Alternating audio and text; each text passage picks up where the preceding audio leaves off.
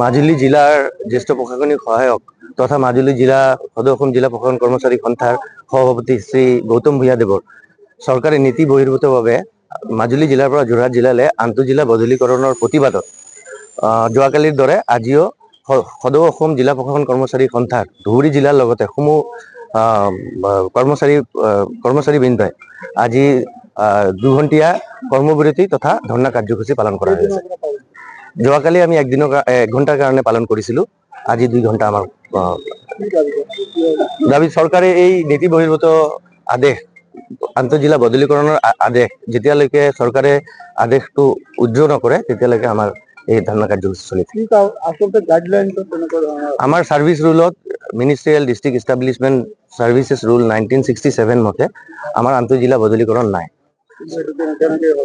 চৰকাৰে সেইটো আমি নাজানো, চৰকাৰৰ হঠকাৰিক সিদ্ধান্ত।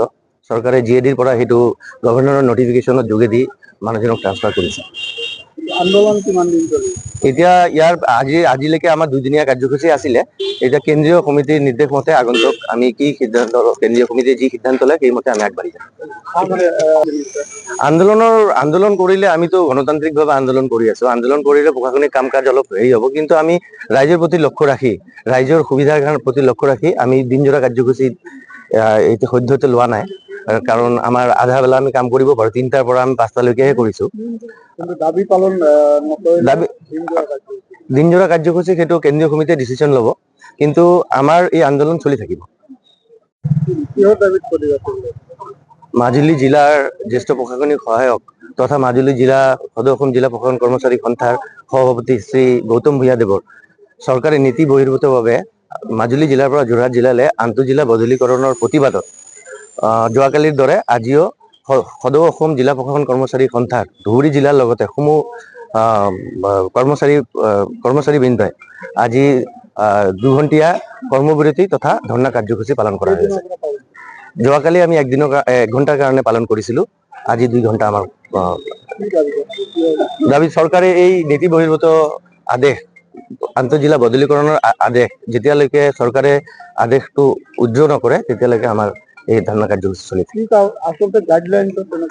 আমাৰ সাৰ্ভিস ৰুলত ministerial district establishment services rule 1967 মতে আমাৰ আন্তঃজিলা বদলীকৰণ নাই।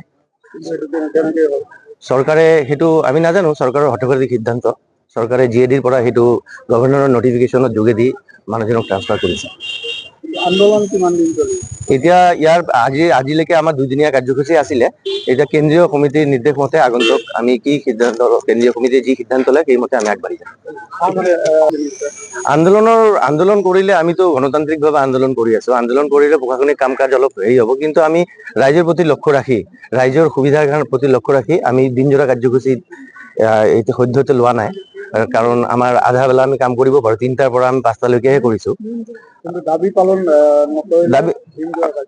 দিনজোৰা কাৰ্যসূচী সেইটো কেন্দ্ৰীয় সমিতিয়ে ডিচিশ্যন ল'ব, কিন্তু আমাৰ এই আন্দোলন চলি থাকিব।